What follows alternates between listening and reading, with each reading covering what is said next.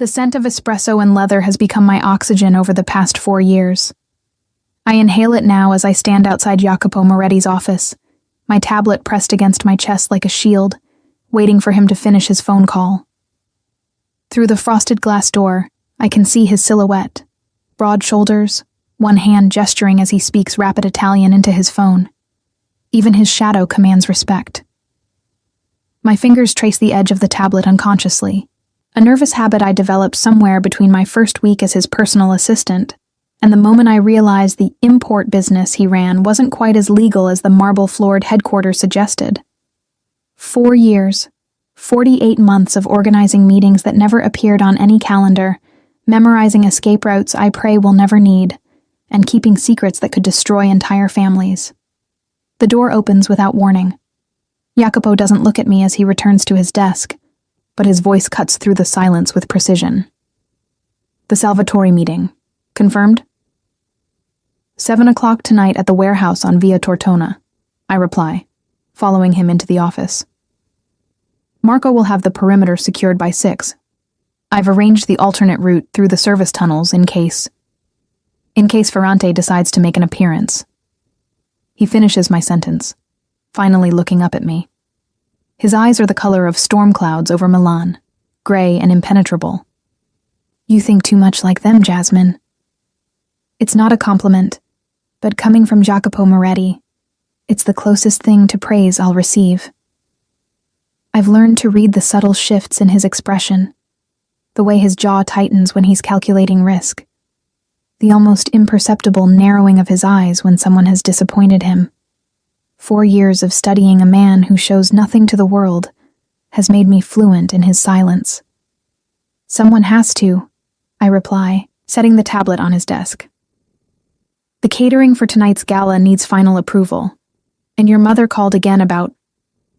Tell her I'm busy. I've been telling her that for 3 weeks, Mr. Moretti. She's threatening to show up at the office. A ghost of a smile crosses his face. Gone so quickly I might have imagined it. Then I suppose I should attend this gala before she stages an intervention. The Santini Foundation Gala. Milan's most prestigious charity event, where the city's elite gather to drink champagne worth more than my monthly salary and pretend they don't know where half the attendees' money comes from. I've been to 7 of these with Jacopo, always 2 steps behind him, invisible in my black dress, holding his phone and watching for threats in designer gowns. 3 years ago, at my second gala, a woman in red Valentino had asked Jacopo if I was his girlfriend. He'd looked at her with the same expression he uses before destroying someone's business empire and said, "Jasmine is much more valuable than that. She's irreplaceable." The woman had laughed nervously and moved away. I'd stood there, feeling simultaneously elevated and diminished, wondering what it meant to be irreplaceable to a man who treated people like chess pieces. The car will be ready at 8, I say, pulling myself back to the present. I've coordinated with your security detail. Enzo will drive, Marco and Alessandro will. You'll attend with me tonight. I freeze. In 4 years, Jacopo has never asked me to attend as anything other than his assistant. I'm the woman in the background, the one who ensures his phone is charged. His schedule is clear. His exits are secure. I'm not the woman on his arm. I don't think It wasn't a request. His voice is calm, but I hear the steel beneath it. There will be people there tonight who need to see that my organization is evolving, that I value certain kinds of loyalty. Certain kinds of loyalty. The phrase settles over me like a heavy coat. In Jacopo's world, loyalty isn't given. It's tested, proven, earned through years of silence and service. I've passed those tests without even knowing I was taking them. I'll need time to prepare, I say finally. Take the afternoon. Buy something appropriate. Put it on my account. He's already turning back to his computer, dismissing me. But then he adds, almost as an afterthought, "Wear your hair down, Jasmine. You always wear it up." The comment catches me off guard. I reach up unconsciously to touch the tight bun I've worn every day for 4 years, professional and severe. How many times has he noticed? How many details about me has he filed away in that calculating mind? Yes, Mr. Moretti. I turn to leave, but his voice stops me at the door. Jasmine. He's looking at me now, really looking, and something in his expression makes my breath catch. Tonight will be different. Stay close. It sounds like protection. It sounds like a warning. With Jacopo Moretti, it's always both. The rest of the afternoon passes in a blur of preparation. I find myself in a boutique I'd normally never enter, where a single dress costs more than I make in a month. The saleswoman, sensing Jacopo's account credentials, treats me like I'm someone who matters. I choose a midnight blue gown, elegant but understated, with a neckline that's professional but feminine. When I look in the mirror, I barely recognize myself. 4 years ago, on my first day, I'd worn a gray pantsuit and practical shoes. Jacopo had looked at me once and said, "You'll do." I'd spent the next week wondering what exactly I would do, what I'd gotten myself into. The job posting had been vague. Personal assistant to high-profile businessman, discretion essential. I'd needed the money. My younger sister, Julia, had just started university, and our parents were gone. I'd told myself it was temporary, just until I figured out something better. 4 years later, I'm still here, and I've stopped looking for something better. Because nothing else would be this. By the time evening arrives, I'm transformed. My dark hair falls in waves past my shoulders. The dress fits perfectly, and I've applied makeup with a precision I usually reserve for organizing Jacopo's calendar. When I arrive at the office at 7:30, Enzo does a double take. "Madonna," he mutters in Italian. "The boss is going to what?" Jacopo's voice cuts through the lobby. He emerges from the elevator, and for the first time in 4 years, I see him falter. It's barely a pause, a single moment where his eyes meet mine and something shifts in his expression. Then it's gone, replaced by his usual control. "You're ready," he says, offering his arm. Not a question, a statement. I take his arm, feeling the expensive fabric of his tuxedo beneath my fingers, the solid warmth of him beside me. We've stood close before, in crowded elevators, in the back of the car during tense negotiations, in his office late at night when we're the last ones working. But this is different. This is intentional. The ride to the gala is silent except for the soft hum of the engine. Jacopo's phone buzzes repeatedly, but he ignores it, staring out the window at Milan's glittering streets. I want to ask what he's thinking, what different means, why tonight matters. But I've learned when to speak and when to stay silent. The Palazzo Reale is magnificent, all Baroque architecture and Renaissance frescoes, transformed for the night into a playground for Milan's most powerful. We walk up the marble steps together, cameras flashing, and I feel the weight of curious stares. Jacopo Moretti rarely brings anyone to these events. Speculation will be running wild by morning. Inside, champagne flows like water. Crystal chandeliers cast everything in golden light. I recognize faces from newspapers and police reports. Politicians, businessmen, lawyers. The respectable facade of Milan's underworld, all gathered in one room. "Champagne?" A server appears beside me. "She doesn't drink on duty," Jacopo says before I can respond. The server nods and disappears. "I'm not on duty tonight," I point out quietly. "You're always on duty, Jasmine. That's why you're irreplaceable." There's that word again. Irreplaceable. I'm beginning to hate it. The evening proceeds with excruciating politeness. Jacopo introduces me to people whose names I already know from our files.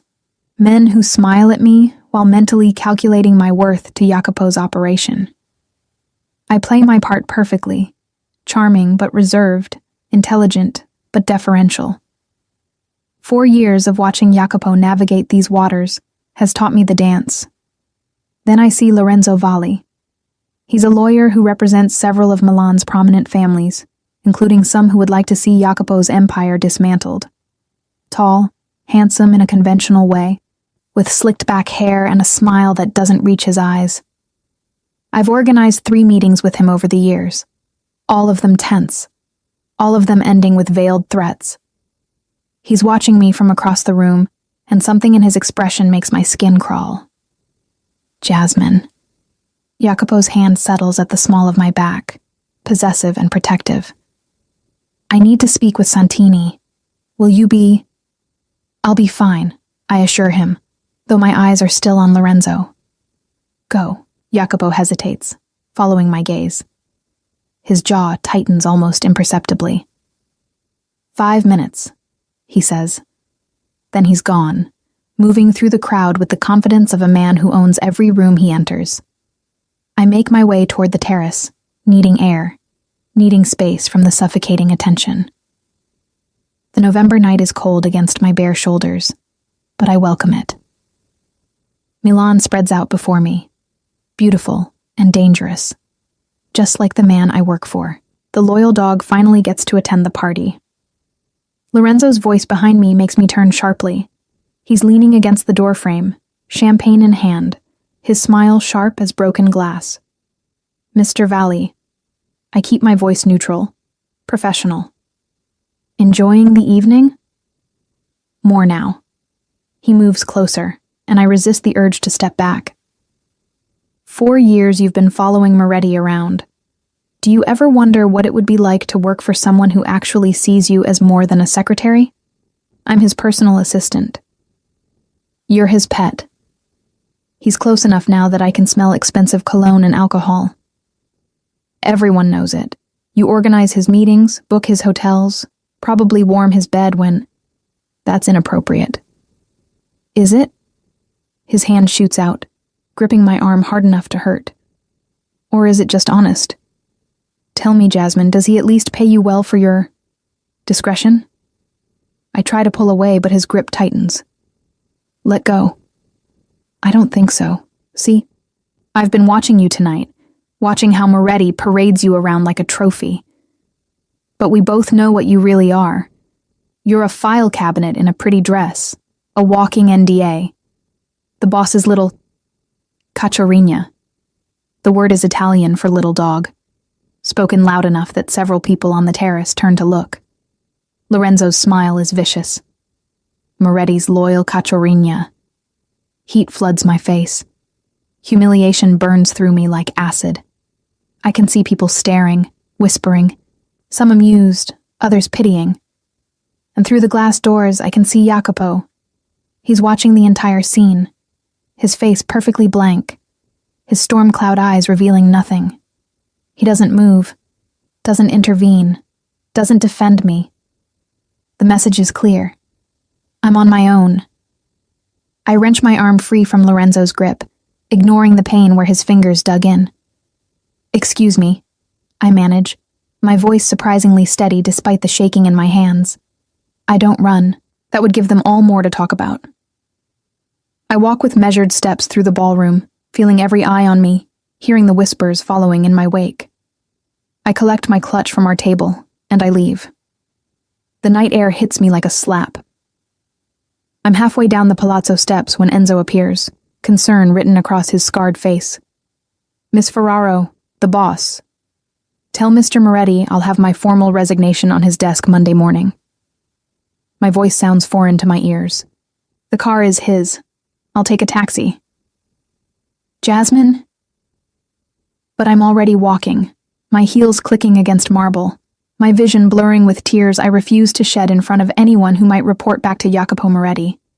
4 years. 4 years of loyalty, of silence, of being irreplaceable. And when it mattered, when I needed him to do something, anything, to show that I was more than just another asset to be managed, he'd stood there and watched me be humiliated. I don't look back. The apartment is cold when I arrive at 2 a.m, my feet screaming from walking 6 blocks in heels before I finally flag down a taxi. I kick off my shoes and sink onto the couch, my dress pooling around me like spilled ink. My phone has been buzzing for the past 3 hours. Enzo, Marco, even Jacopo's mother somehow. Everyone except the one person whose call I'm both dreading and desperately wanting. But Jacopo Moretti doesn't call. Of course he doesn't. He's probably still at the gala, shaking hands and making deals, utterly unbothered by my dramatic exit. I pull out my laptop and begin typing. The resignation letter comes easily, professionally worded despite the emotion churning inside me. After 4 years of dedicated service, I hereby resign from my position effective immediately. Per the terms of my employment contract, I understand I am bound by a 21-day confidentiality observation period, during which I will make myself available for the confidentiality clause. I'd forgotten about that particular gem buried in the 47-page contract I'd signed 4 years ago. 21 days, where I technically still belong to Jacopo, where I can't take another job, can't leave the city, have to remain available for debriefing and knowledge transfer. 21 days of purgatory. I finish the letter anyway, save it, and shut the laptop. Sleep seems impossible, but exhaustion wins out eventually, pulling me under into dreams of gray eyes and silent judgment. 2 years ago, Jacopo had been shot. A meeting gone wrong, a rival family sending a message. I'd been in the car when it happened, sitting in the back with him while Enzo drove us to what was supposed to be a peaceful negotiation. The bullet had shattered the window and grazed Jacopo's shoulder, close enough to be a warning, far enough to miss anything vital. I'd acted on instinct, shouting for Enzo to drive, pressing my scarf against Jacopo's wound while calling Marco for extraction. Jacopo had looked at me through the chaos, his face pale but composed, and said quietly, "Breathe, Jasmine. I'm fine." But I couldn't breathe. Not until we were safe at his private doctor's clinic. Not until I'd watched the wound cleaned and stitched. Not until Jacopo was sitting up and making phone calls like nothing had happened. He'd found me in the clinic's hallway afterward, shaking with delayed reaction. "You did well," he'd said, and then something I'd never heard before.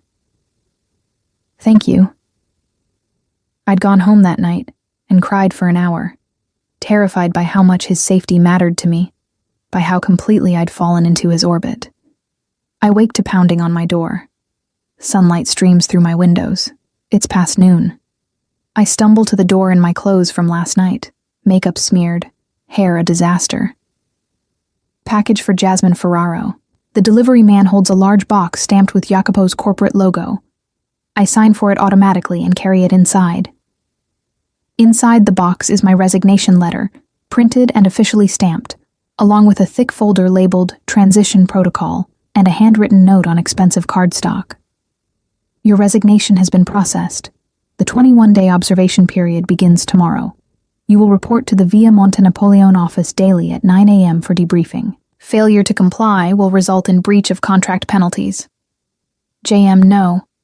Thank you for your service. No acknowledgement of 4 years of loyalty. Just cold corporate efficiency. Exactly what I should have expected from Jacopo Moretti. I'm about to throw the whole box in the trash when I notice something else. A smaller envelope, unmarked. Inside is a check. Not my final paycheck. That's already direct deposited according to the transition paperwork. This is for an amount that makes me gasp. 6 months' salary, plus a bonus that equals what I made my entire first year. No note, no explanation, just money, as if that's supposed to fix the humiliation, the abandonment, the realization that I never mattered beyond my function. I tear up the check, then I tape it back together because I'm angry but I'm not stupid, and Julia's university fees are due next month. But I hate myself a little for it. Monday morning arrives with Milan's typical November gloom. I dress in my most severe suit, pull my hair back into its familiar bun, and armor myself in professionalism. The Via Monte Napoleone office is Jacopo's legitimate headquarters, all glass and steel and marble, separate from the warehouse district where the real business happens. Marco is waiting in the lobby. His scarred face softens when he sees me. "Jasmine, the boss is in a mood. Just be careful." When isn't he in a mood? But my heart is racing as I take the private elevator to the top floor. Jacopo's assistant, His new assistant, I remind myself bitterly, is a young man named Tommaso, who looks at me with curiosity and pity. Miss Ferraro, Mr. Moretti is expecting you in conference room A. Not his office, a conference room, formal and impersonal. The message is clear. I find him standing by the window, hands in his pockets, looking out over Milan.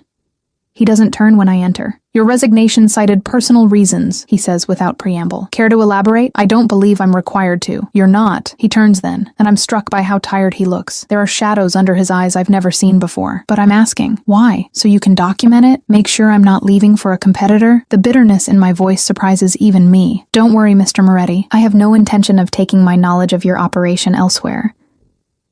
I'm bound by enough NDAs to ensure my silence until I'm dead. His jaw tightens. That's not why I'm asking. Then why? Silence. Long enough that I think he won't answer. Then, Lorenzo Valli was found in his office yesterday morning. His client list had been leaked to every journalist in Milan. His bank accounts, frozen. Several of his more questionable cases, suddenly under investigation. By noon, he'd lost everything. I stare at him. You did that. I did that. When? The gala was Saturday night. I left at 9. I made 3 phone calls before midnight. His voice is matter of fact. By 1 a.m., the wheels were in motion. By morning, Lorenzo Valli's career was destroyed. My legs feel weak. I sink into one of the conference chairs. Why didn't you say something? At the gala, when he grabbed me, when he called me. I can't even repeat the word. You just stood there. I stood there, Jacopo agrees, moving to sit across from me. Because Lorenzo Valli is a lawyer. In front of a room full of witnesses, any physical intervention from me would have consequences. Legal ramifications. Ammunition for my enemies. So I stood there, and I watched, and I calculated exactly how I would destroy him. But I didn't know that, I say, my voice breaking despite my best efforts. I thought you didn't care. I thought I was just disposable. Something flashes in his eyes. Anger, maybe, or hurt. In 4 years, have I ever treated you as disposable? 18 months ago, my sister had been in a car accident. I'd gotten the call during a high-stakes meeting with the Calabrian families. I'd tried to stay composed, to wait until the meeting was over, but Jacopo had seen my face. He'd called a recess, sent me to the hospital in his personal car with Enzo, and handled the Calabrians himself. When I'd tried to thank him later, he'd simply said, "Family matters." 6 months ago, when my apartment building had caught fire and I'd lost almost everything, I'd shown up to work the next day in borrowed clothes, ready to push through. Jacopo had taken one look at me and handed me keys to a furnished apartment he owned. "Temporary," he'd said. "Until you're settled." I'm still living there. He's never asked for rent. "No," I admit quietly. "You haven't. Then why would Saturday night be different?" I look down at my hands, at the pale line on my wrist where Lorenzo's fingers had gripped too hard. Because it felt different. Because for once I wasn't your assistant. I was just a woman at a party. And you brought me there. You asked me to wear my hair down. I stop, unable to articulate the shift I'd felt that night. It felt personal. So when Lorenzo humiliated me, and you did nothing, it felt personal too. Jacopo is quiet for a long moment. Then he does something unexpected.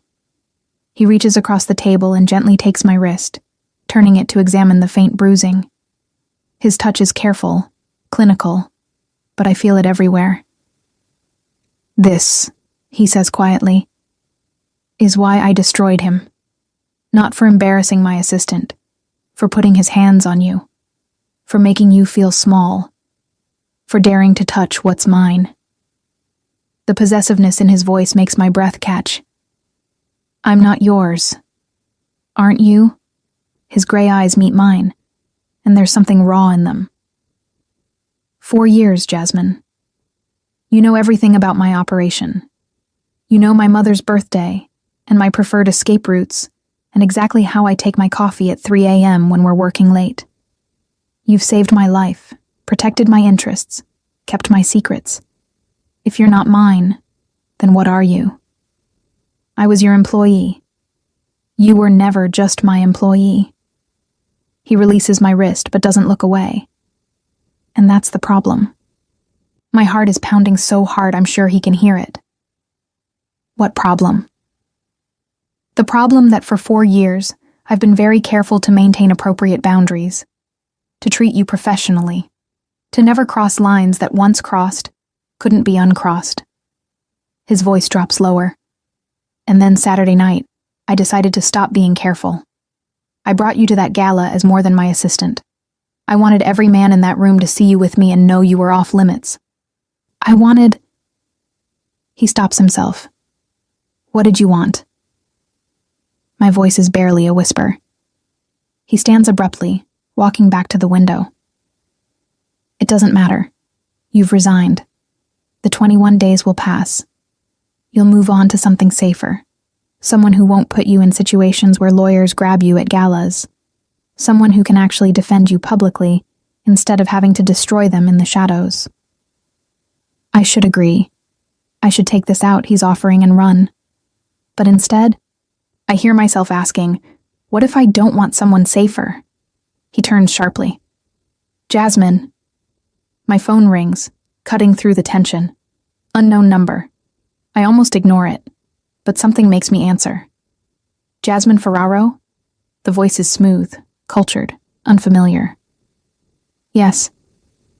This is Salvatore Ferrante. I believe we should meet. The name sends ice through my veins. Salvatore Ferrante is Jacopo's primary rival, the head of a competing family that's been trying to expand into Moretti territory for years. I've never spoken to him directly, but I've organized enough counter-strategies against him to know he's dangerous. I have nothing to say to you.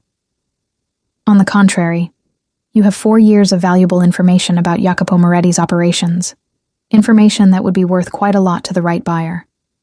Meet me tomorrow, 2 p.m., Caffè Centrale. Come alone, or I'll have to send my men to retrieve you in a less pleasant manner. The call disconnects. I'm frozen, the phone still pressed to my ear. Jacopo was at my side instantly. Who was it? Ferrante. My voice sounds distant to my own ears. He wants to meet. He thinks I'll sell him information. Jacopo's expression goes completely cold, the mask of the mob boss slamming into place. He pulls out his phone, already dialing. Marco, Ferrante has made contact with Jasmine. I want full security detail on her, starting now. Yes, immediately. Jacopo, I'm not going to... Of course you're not going to meet him. He's pacing now, his mind clearly racing through scenarios and countermeasures. But he won't stop with a phone call. If he's brazen enough to contact you directly, he already has people watching you. Your apartment, your routines. He'll escalate.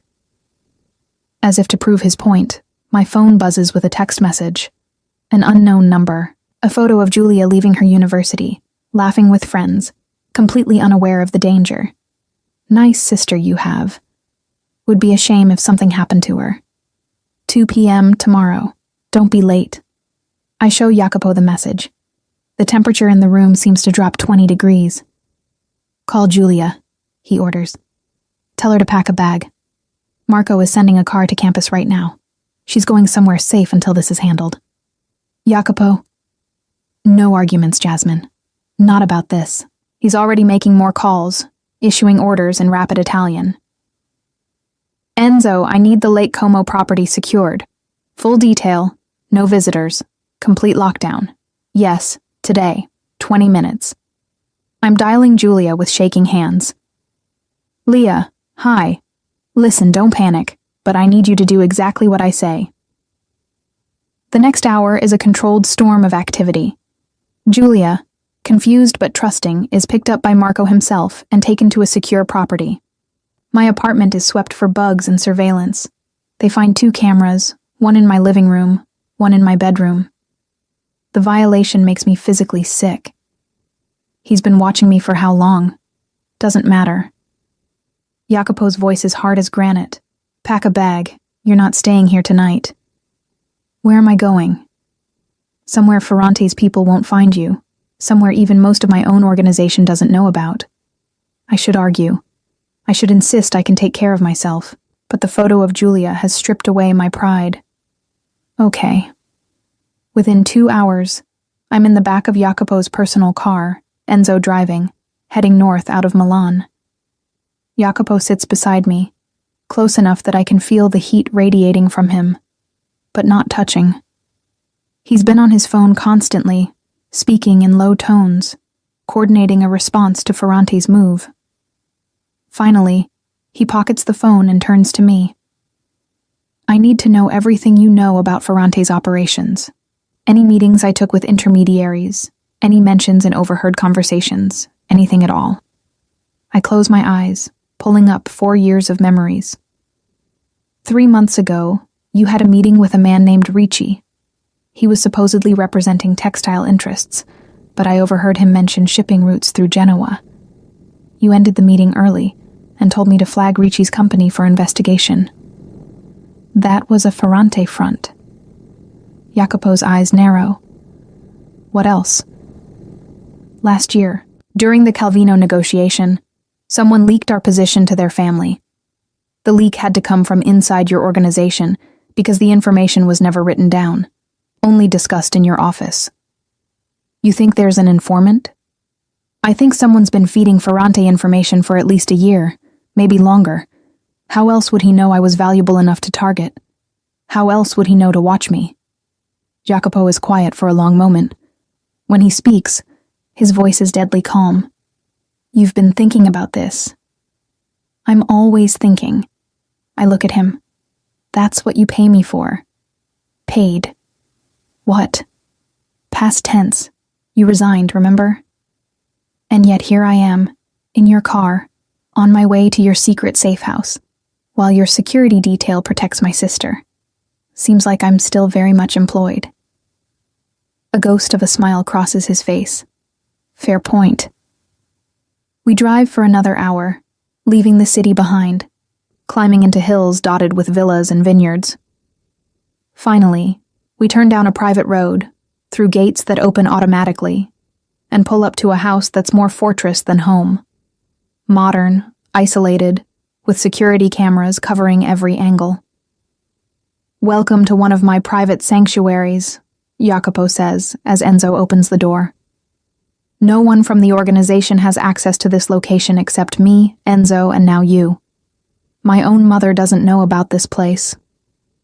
Inside, it's surprisingly warm despite the modern architecture. There's art on the walls, comfortable furniture, a kitchen that's been recently stocked. It doesn't look like a safe house. It looks like a home. There are 3 bedrooms upstairs, Jacopo says, setting down his bag. Take whichever you want. Enzo will be in the guest house. I'll take the master. You're staying here? I don't know why this surprises me. Where else would I be? You're under my protection, Jasmine. That means I protect you personally, not from a distance. The reality of our situation sinks in. We're alone together in a remote house, removed from the careful boundaries of the office, from the professional distance we've maintained for 4 years.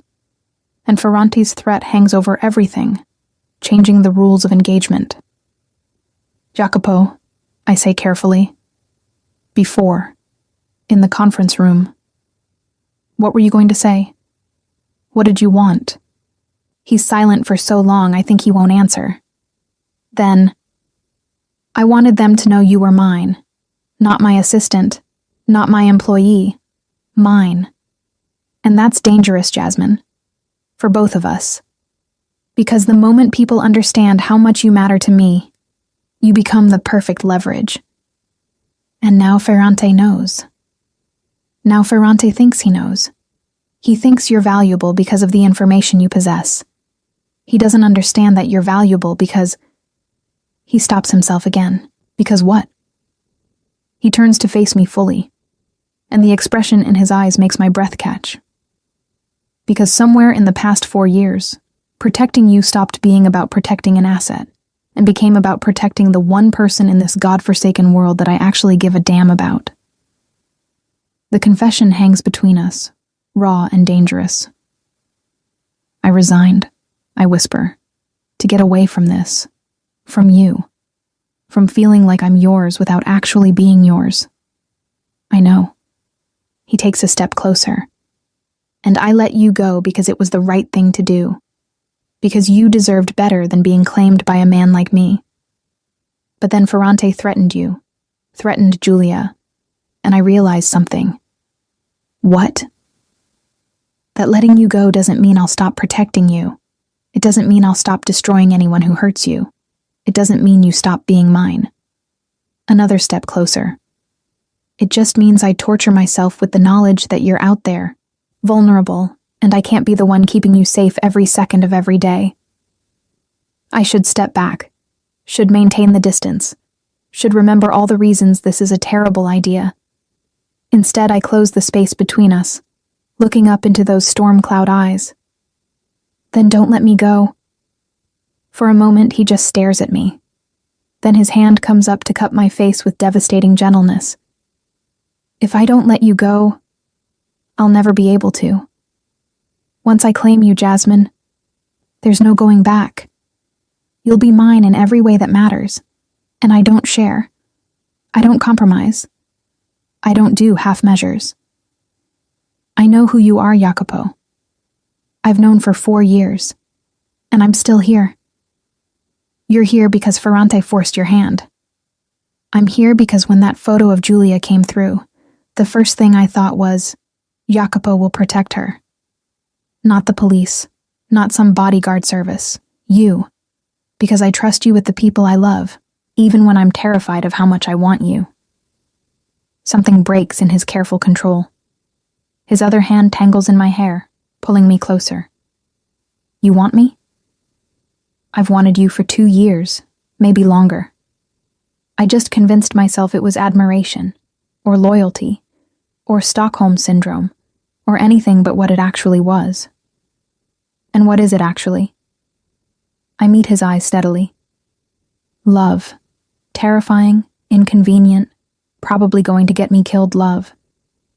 He makes a sound low in his throat, half groan, half laugh. You couldn't have led with that? Before the resignation? Before this mess with Ferrante? Would it have changed anything? It would have changed everything. His thumb traces my lower lip. But we're here now. So tell me, Jasmine Ferraro, what do you want? Really want? I reach up, my hand covering his where it cups my face. I want to stop being the woman who stands 2 steps behind you. I want to be the woman at your side. I want you to claim me publicly, possessively, permanently. And I want to destroy Salvatore Ferrante for threatening my sister. His smile is slow and dangerous and absolutely devastating. That can be arranged. Then he's kissing me, and 4 years of tension explodes into something fierce and claiming and absolutely inevitable. This is nothing like I imagined. It's better. Hungry and possessive and tinged with the knowledge that we've wasted so much time pretending we could be professional, when all along, we've been circling each other like planets caught in gravitational pull. When we finally break apart, both breathing hard, he rests his forehead against mine. Tomorrow, we deal with Ferrante. Tonight, you're mine. I've always been yours, I whisper back. I just needed you to stop being so damn professional about it. He laughs, actually laughs, and the sound is beautiful. Professional? Is that what you thought I was being? Weren't you? Jasmine, every day for 4 years, I've wanted to do this. His hands frame my face. Every time you leaned over my desk to show me something on your tablet. Every late night we worked alone. Every moment you wore your hair down and I imagined wrapping it around my fist. I've been exercising so much professional restraint I deserve a medal. The confession makes heat flood through me. You hid it well. I had to. You were my employee. I was your boss. There are lines that shouldn't be crossed, rules that exist for good reasons. His voice drops.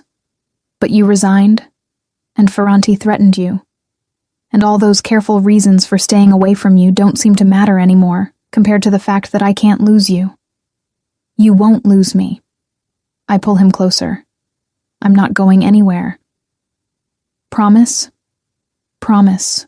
Now stop talking and claim what's yours. His kiss is answer enough. I wake to sunlight streaming through unfamiliar windows and the scent of coffee. For a moment, I'm disoriented. This isn't my apartment, isn't the guest room at Jacopo's estate. Then memory floods back. The safe house. Ferrante's threat. Jacopo's confession. Everything that happened after. Heat rises to my cheeks as I remember exactly what happened after. The professional distance we'd maintained for 4 years had shattered completely, replaced by something raw and honest and consuming. I'd fallen asleep in Jacopo's arms, his heartbeat steady beneath my ear, his hands stroking my hair with unexpected tenderness. But the bed beside me is empty now, the sheets cool. I pull on one of his shirts, expensive cotton that smells like him, and pad downstairs barefoot. Jacopo is in the kitchen, already dressed in dark slacks and a crisp white shirt, phone pressed to his ear as he speaks rapid Italian. He looks up when I enter, and something in his expression softens. He wraps up the call quickly. Buongiorno, he says, pouring me coffee without asking how I take it. After 4 years, he knows. Sleep well? Better than I have in months. I accept the cup, noticing he's made it exactly right. What time is it? Nearly 9. I let you sleep. He leans against the counter, studying me with those gray eyes. We need to talk about Ferrante. And just like that, reality crashes back. The meeting is at 2, which you're obviously not attending. His voice is firm. But we can use it. I've been making calls since 6 this morning. Ferrante made a mistake by targeting you directly. How so? Because he showed his hand too early. If he'd been smart, he would have approached you subtly, built a relationship, convinced you I was the enemy. Instead, he threatened your sister within 24 hours of your resignation. That tells me he's desperate. I take a sip of coffee, my mind already working through the implications. 4 years of being Jacopo's assistant has taught me to think strategically. He's losing ground somewhere. He needs information about your operations quickly, which means he's planning something time-sensitive. Exactly. Jacopo's smile is approving. The question is what? I've had my people digging all night. Ferrante has been making moves in Genoa, trying to secure shipping routes. If he succeeds, he cuts into my import business significantly. 3 years ago, I'd sat in on a strategy meeting where Jacopo had systematically dismantled a rival's attempt to enter the luxury car market. I'd watched him identify the weak points in their operation, the suppliers he could turn, the officials he could pressure. It had been like watching a chess master work, each move calculated 3 steps ahead. Afterward, I'd asked him how he'd known where to apply pressure. He'd looked at me with those storm cloud eyes and said, "Everyone has something they value more than loyalty. Find that thing, and you find their breaking point." I'd filed that lesson away, never imagining I'd become the thing Jacopo valued most. So we give Ferrante what he wants, I say slowly, the plan forming as I speak. False information. I show up to the meeting, feed him details about a non-existent shipment, and when he moves on it, we're waiting. Jacopo finishes my thought. It's risky, Jasmine. Ferrante isn't stupid. He'll have you watched, possibly searched, and if he suspects you're working with me, he won't, because I'll give him just enough truth to make the lies believable. I set down my coffee cup, my mind racing. The Calvino negotiation last year, the one where information leaked. I can tell Ferrante I was the source, That I've been feeding his informant details for months but got scared when you started investigating. It explains why I resigned, why I'm willing to meet him. Jacopo is quiet for a long moment, his expression unreadable.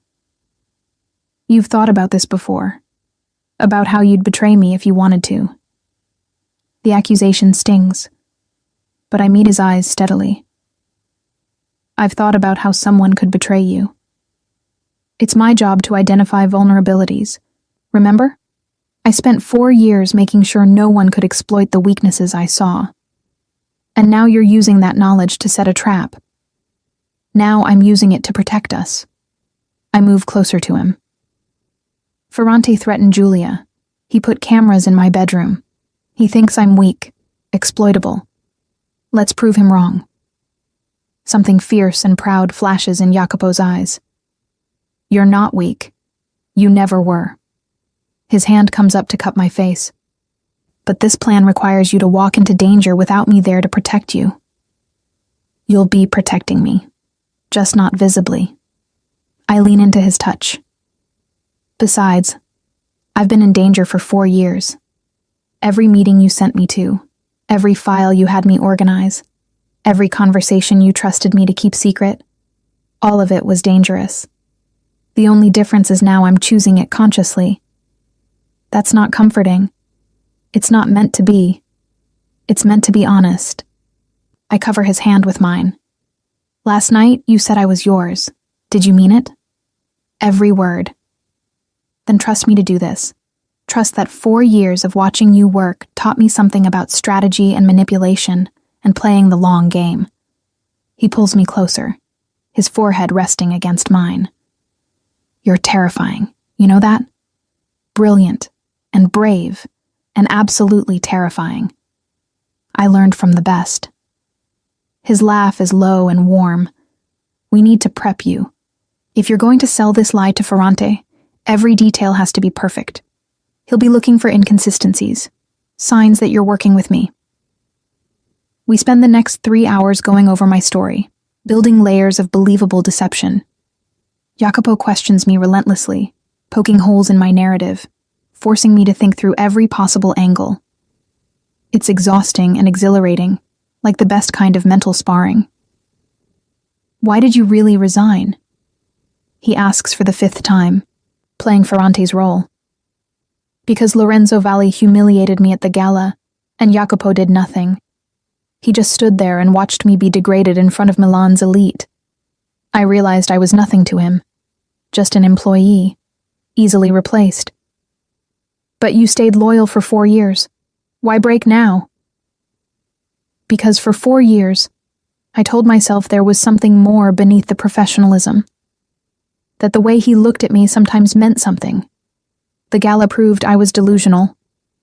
And then when his lawyers sent over the confidentiality paperwork, I saw an opportunity. 21 days where I'm still bound to him legally but free enough to make my own choices. Jacopo's jaw tightens, even though he knows it's acting. Hearing me articulate a version of events where he failed me clearly bothers him, even in fiction. And the information you're offering? He prompts. Shipping schedules for the Genoa routes, details about his security protocols, names of officials on his payroll, and... I hesitate. This part is the riskiest. Information about his personal vulnerabilities. Such as... I look at Jacopo, and even though we're still in character, my voice softens. Such as the fact that despite his reputation for being untouchable, he has people he cares about. His mother, his inner circle, and apparently, his assistant, though he hid that well until it was too late. Jacopo breaks character, pulling me into his arms. That part's not fiction. I know. I rest my head against his chest. That's what makes it believable. At 1 o'clock, we drive back toward Milan. I'm dressed in clothes that suggest someone who's been struggling financially. Last season's styles, good quality but worn. My hair is back in its severe bun. I look like exactly what I'm supposed to be. A woman who's been discarded and is looking for revenge. Jacopo drops me 3 blocks from Caffè Centrale. Before I get out of the car, He pulls me back for one more kiss. Enzo will be in the cafe. Marco is in the building across the street with a rifle. I'll be in the surveillance van 2 blocks away, listening to everything. You're not alone in this. I know. But my hands are shaking slightly as I reach for the door handle. Jasmine. He catches my hand. If anything feels wrong, if Ferrante deviates from what we expect, you say the word contract. We'll extract you immediately. Contract. Got it. I squeeze his hand once more, then force myself to let go. The walk to Café Central feels like miles even though it's only 3 blocks. I'm hyper-aware of everyone around me, every car that passes, every stranger's glance. By the time I push through the cafe doors, my heart is racing. Salvatore Ferrante sits at a corner table, distinguished and dangerous in equal measure. Salt and pepper hair, expensive suit, the kind of smile that doesn't reach cold eyes. He stands when he sees me, ever the gentleman. Miss Ferraro, thank you for coming. Please, sit.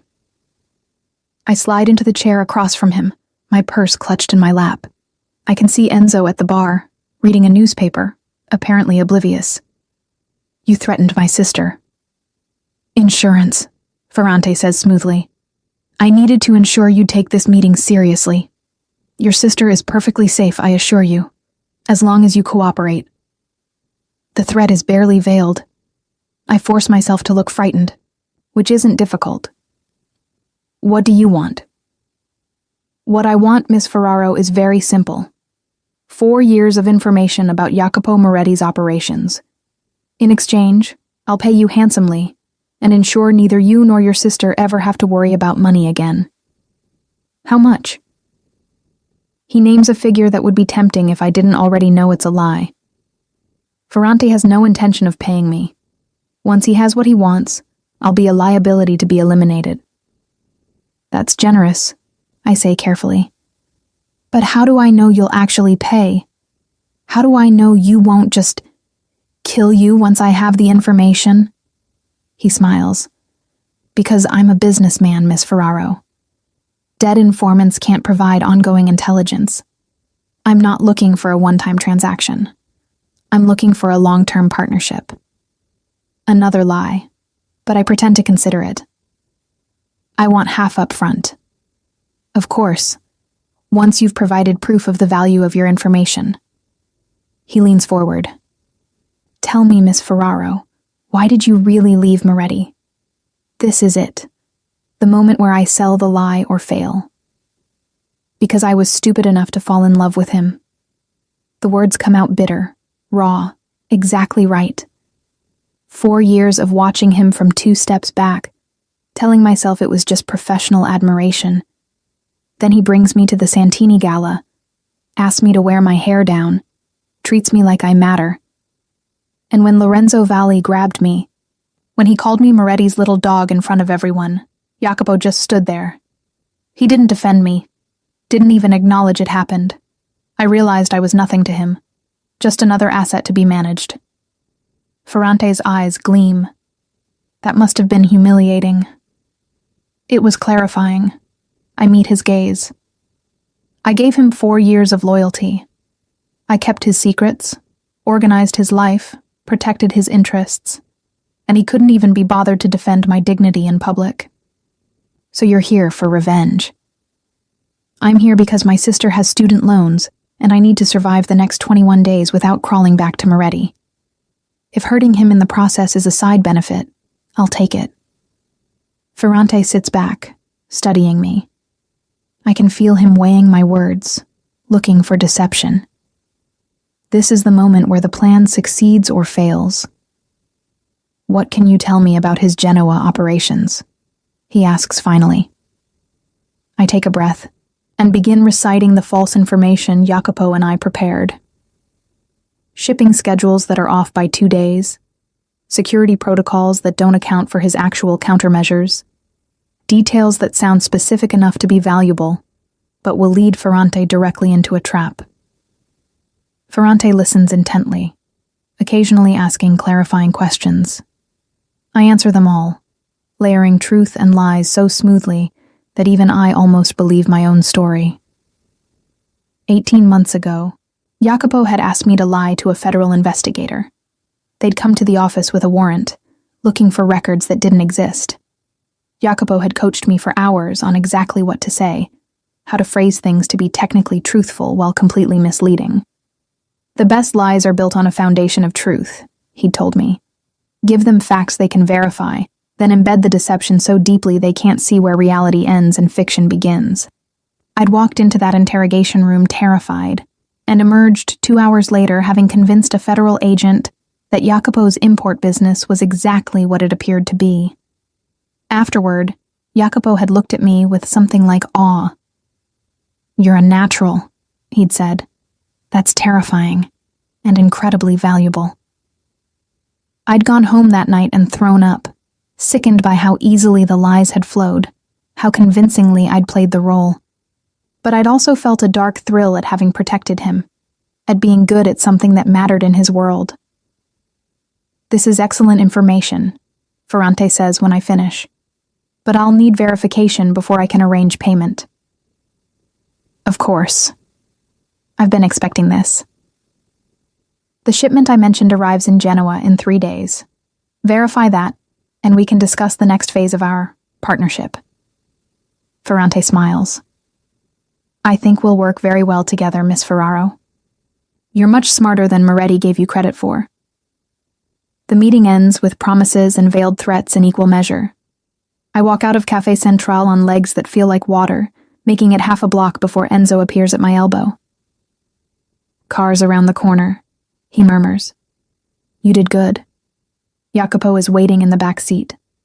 The moment I'm inside, he pulls me against him, his arms tight around me. "You were perfect.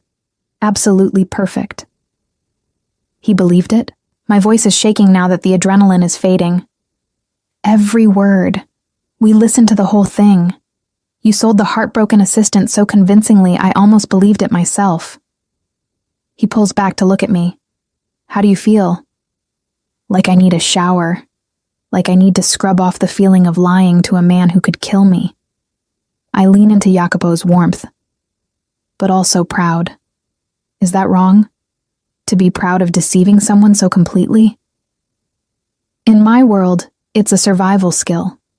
His hand strokes my hair. "And you just demonstrated you're better at it than people twice your age with decades of experience." Over the next 3 days, we watch Ferrante take the bait. His people verify the shipping information I provided, the parts that are true. They start positioning resources in Genoa, preparing to intercept a shipment that doesn't exist. And all the while, Jacopo's people are watching, documenting everything. "He's committed," Marco reports on the 3rd night. 20 men in Genoa, plus the money he's paid to local officials for cooperation. When the shipment doesn't arrive, he's going to be exposed and vulnerable. "Good." Jacopo's smile is cold. "Make sure we have documentation of every bribe, every illegal move. I want Ferrante destroyed so completely he can never threaten what's mine again." But something is bothering me. I'm in Jacopo's study at the safe house, going through files, when it clicks. "The informant," I say suddenly. Jacopo looks up from his laptop. "What about them?" Ferrante knew exactly when to approach me. Within hours of my resignation.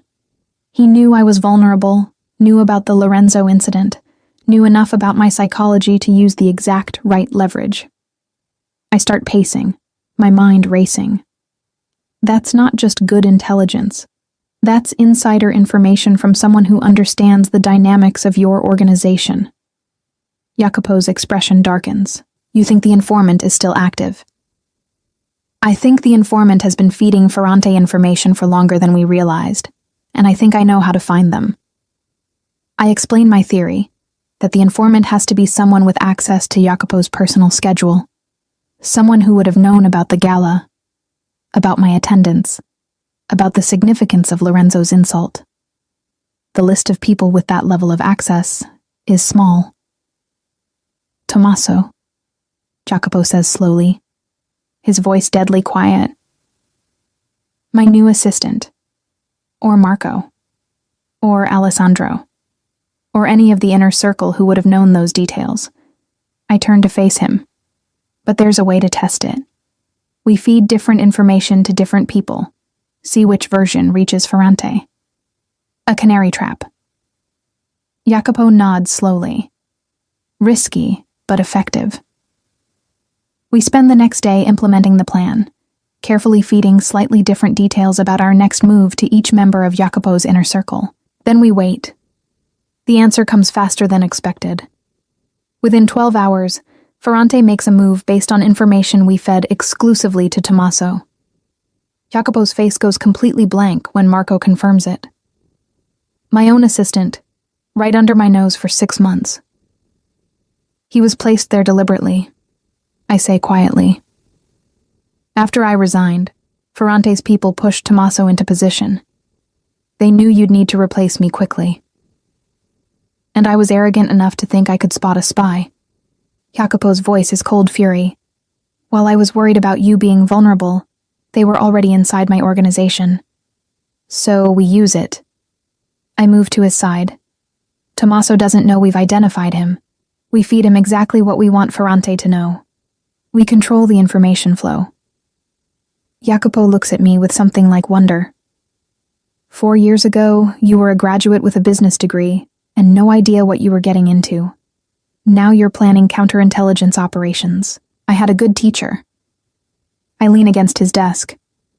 So what do we tell Tommaso? What's the final piece of bait? His smile is slow and dangerous. We tell him that you've become a liability, that I can't trust you anymore, that I think you might be working with Ferrante, and that I'm planning to eliminate the problem permanently. Horror floods through me. Jacopo, if Ferrante thinks you're going to kill me, he'll try to extract you first. Get you to safety so he can debrief you properly. Get every last piece of information before I can silence you. Jacopo's hands frame my face. And when he makes that move, we'll be ready. We'll catch him in the act of trying to extract an informant. We'll have documentation of Tommaso's betrayal, and we'll destroy both of them in one move. Using me as bait. Using us as bait, he corrects. Because I'll be right there, Jasmine. I won't let anything happen to you. I should be terrified. Should be arguing against a plan that puts me directly in danger. But instead, I feel that same dark thrill I'd felt lying to the federal investigator. The same sense of being good at something dangerous and important. Okay, I say. Let's do it. That night, Jacopo has a carefully staged conversation with Tommaso in his office, with me deliberately absent. I listen via the secure feed Enzo set up. Miss Ferraro's resignation has created complications, Jacopo says, his voice cold. I've reviewed her activities over the past week. The meeting with Ferrante, the information she provided him. I can't ignore the possibility that she's been compromised. Sir, I'm sure there's an explanation. Tommaso's voice is perfectly concerned. The explanation is that I allowed personal feelings to cloud my judgment. That ends now. Make arrangements, quietly. I want the problem resolved before Ferrante can use her against me further. Silence. Then Tommaso's carefully neutral response. Of course, Mr. Moretti. When? Tomorrow night. I'll handle it personally. The conversation ends, in the safe house, listening to Jacopo coldly discuss my elimination. I feel ice run through my veins even though I know it's theater. Enzo sees my expression and squeezes my shoulder. He'd burn the world down before letting anyone hurt you. You know that, right? I know. But hearing Jacopo's voice so devoid of emotion when talking about me is still chilling. It's just strange, hearing how convincingly he can lie. He's had a lot of practice. Enzo's voice is gentle. But with you, he's never had to. That's why this works. Because everyone who knows him knows he doesn't lie about the things that actually matter to him. Within 6 hours, we get confirmation that Ferrante has taken the bait. He contacts me directly, a brief message. Moretti knows. Extraction tonight, 11 p.m., north entrance of Parco Sempione. Come alone. This is your only chance. He's moving faster than I expected, Jacopo says, reading the message over my shoulder. He must be getting desperate. Or he knows the Genoa trap is about to close and wants to secure what assets he can before he's exposed. I'm already thinking through the logistics. Parco Sempione has multiple exits. He'll have people positioned to grab me and disappear before your security can respond. Except we'll already be there. Jacopo's smile is predatory. Marco, set it up. I want surveillance on every entrance, backup positioned in the park, and documentation of every move Ferrante's people make. When he tries to extract Jasmine, I want evidence so clear that even his own allies will turn on him. The final pieces fall into place with mechanical precision. Jacopo's people move into position around Parco Sempione hours before the extraction time. I'm wired with the smallest recording device available, practically invisible, and Jacopo will be in a van 100 yards away, watching everything. At 10:45 p.m., I walk into the park alone. The November night is cold, my breath fogging in the air. I can see other people, joggers, couples, the usual park traffic, but I know most of them are Jacopo's people, positioned to look casual while maintaining perfect tactical awareness. At exactly 11 p.m., a car pulls up to the north entrance. Not Ferrante himself, but two of his men, both armed based on the bulk under their jackets. Miss Ferraro, one of them says, please get in, quickly. I hesitate, playing frightened and uncertain. Where's Ferrante? He said he'd be here. Mr. Ferrante is waiting somewhere safe, but we need to move now. Moretti's people could be watching. They're right about that, though not in the way they think. I get in the car, sandwiched between the two men, and we pull away from the park. We drive for 15 minutes, taking a winding route clearly designed to lose any tail. I can feel the recording device against my skin, capturing everything. Finally, we pull into an abandoned warehouse in the industrial district. Salvatore Ferrante is waiting inside, along with Tommaso. The sight of Jacopo's assistant standing with Ferrante confirms everything. I let my expression show betrayal. You, I say to Tommaso. You were the informant the whole time. I was insurance, Tommaso replies calmly. Mr. Ferrante likes to have eyes inside his competitors' organizations. And now he has me. I turn to Ferrante. You said extraction. This looks more like abduction. Semantics. Ferrante's smile is cold. You've been very useful, Miss Ferraro. The information about Moretti's Genoa operations has been valuable, but I need more. Everything you know about his financial structures, his political connections, his personal vulnerabilities. I gave you what I had. You gave me what you thought was safe to share. Now, I need the rest. He nods to one of his men, who steps forward with a briefcase. We can do this the easy way, with payment and partnership, or we can do it the hard way. Your choice. This is the moment. I can feel the recording device capturing every word, documenting Ferrante's admission of corporate espionage, bribery, conspiracy, everything we need to destroy him. I want the money first, I say, buying time. Ferrante laughs. I don't think so. You'll tell me what I want to know, and then... The warehouse doors explode inward. Jacopo's people move with military precision, weapons drawn, exits blocked. In seconds, Ferrante's men are on the ground, disarmed. Tommaso tries to run and is tackled by Marco. And then Jacopo himself walks in, calm and controlled and absolutely terrifying in his fury. Salvatore, his voice echoes in the warehouse. I believe you have something that belongs to me. Ferrante's face goes white. He looks at me, understanding dawning. You set me up. She brilliantly set you up, Jacopo corrects, moving to my side. His hand settles possessively on my waist. And you fell for it completely. The false information about Genoa, which you acted on, exposing yourself to your own allies. The recording of you admitting to corporate espionage and attempted kidnapping. And best of all, he gestures to Tommaso, documentation of your informant in my organization. You can't prove any of this, Ferrante blusters. Actually, I can. I pull out the recording device, holding it up. Every word from tonight, plus documentation of your bribes in Genoa, your illegal surveillance of me, and your threats against my sister. The police will be very interested. Or, I look at Jacopo. We can handle this another way. Jacopo's smile is terrifying. You threatened what's mine, Ferrante. You put your hands on something precious to me. There are consequences for that. She's just your assistant, Ferrante spits. She's my everything. Jacopo's voice drops to deadly quiet. And you're going to learn exactly what that means. What follows is systematic and brutal. Not physically, but financially and politically. Jacopo doesn't kill Ferrante. Death would be too quick, too merciful. Instead, he destroys him piece by piece.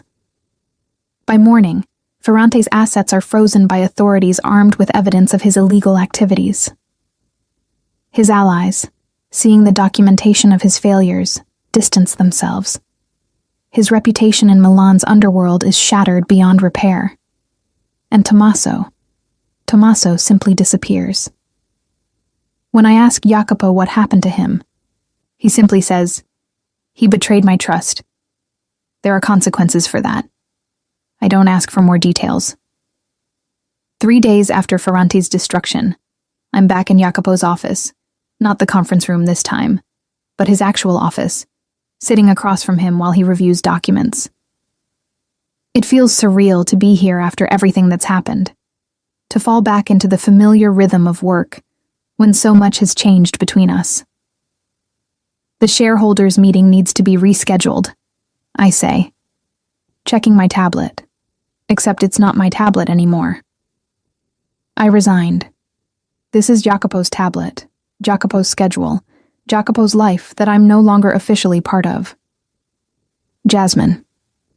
He sets down the papers he's reviewing. We need to discuss your employment status. Here it comes. The awkward conversation about how I can't come back now that we're whatever we are. I brace myself for the professional dismissal. I want you back, he says simply. Not as my assistant. My heart sinks. Of course. I've proven myself too valuable in other ways. Intelligence gathering, strategy, deception. He probably wants me in some shadowy role where I can use those skills without the pretense of legitimacy. As what, then? I keep my voice neutral. As my consigliere. I stare at him.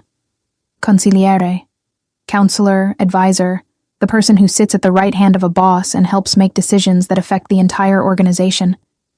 It's a position of tremendous power and trust, traditionally held by men who've spent decades proving their loyalty. That's insane. Is it? Jacopo leans back in his chair.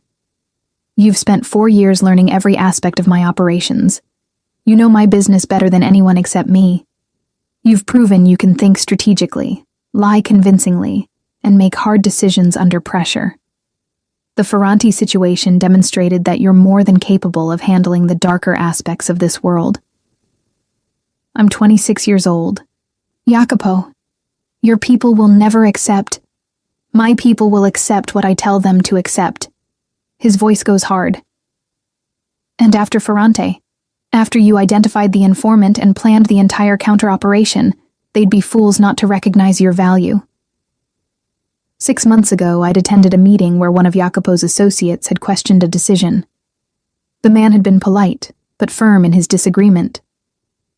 Jacopo had listened patiently, then explained in excruciating detail why the associate was wrong. The associate had never questioned him again. Leadership isn't about forcing compliance, Jacopo had told me afterward. It's about making people understand that following you is in their best interest. Fear works short-term. Respect works forever. What about us? I ask quietly. How do I serve as your consigliere when I'm also...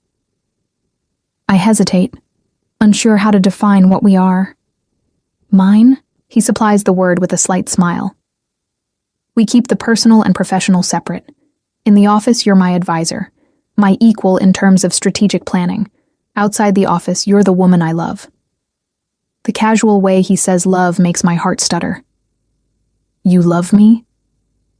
Did you think the last few days were just about protecting an asset? He stands, moving around the desk to pull me to my feet. Jasmine, I've been in love with you for 2 years. I'm just finally allowed to say it. 2 years. While I was maintaining professional distance, convincing myself my feelings were one-sided, he'd been feeling the same thing, all that wasted time. I love you too, I whisper.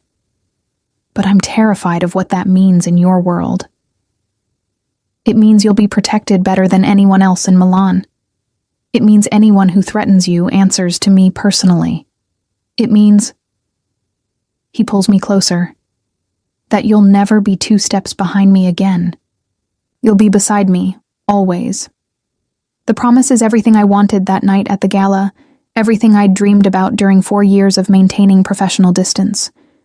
But accepting it means fully entering Jacopo's world, not as an employee who could theoretically walk away, but as his partner in every sense. I need time to think about the consigliere position, I say finally. It's a huge step. Take all the time you need. He presses a kiss to my forehead. But know this, whether you accept the position or not, you're still mine. That doesn't change. I'm about to respond when my phone rings. Julia. I'd been so focused on Ferrante and the aftermath that I'd barely checked in with my sister beyond confirming she was safe. Leah. Hi. I'm so sorry I haven't called. Jasmine. Oh my God. What is happening? Her voice is panicked. There are men outside the safe house, and I saw on the news that Salvatore Ferrante was arrested. And someone said you were involved, and I don't understand any of this. Guilt crashes through me. In protecting Julia from physical danger, I'd left her terrified and confused. I'll come explain everything. I'm leaving now. The drive to Lake Como takes 90 minutes. Jacopo insists on coming with me, along with Marco for security. We make the trip in tense silence, both of us preparing for what will be a difficult conversation. Julia is waiting on the terrace of the safe house, pacing frantically. When she sees me, she runs over and hugs me so hard I can barely breathe. You're okay. Oh, thank God, you're okay. I'm fine, Leah, I promise. I pull back to look at her. But we need to talk. What follows is the hardest conversation of my life. I tell Julia everything, about Jacopo's real business, about my role as his assistant, about Ferrante's threat, and the trap we set. I leave out the parts about my relationship with Jacopo, focusing on the facts she needs to understand why her life was in danger. She listens in stunned silence, her expression cycling through disbelief, horror, and finally, anger. You've been working for the Mafia for 4 years and you never told me? I was protecting you. The less you knew. The less I knew, the safer I was. I get it, Jasmine. But I'm not a child anymore. I deserve to know that my sister was in constant danger. She's right, and I have no defense. Jacopo, who's been standing silently nearby, steps forward.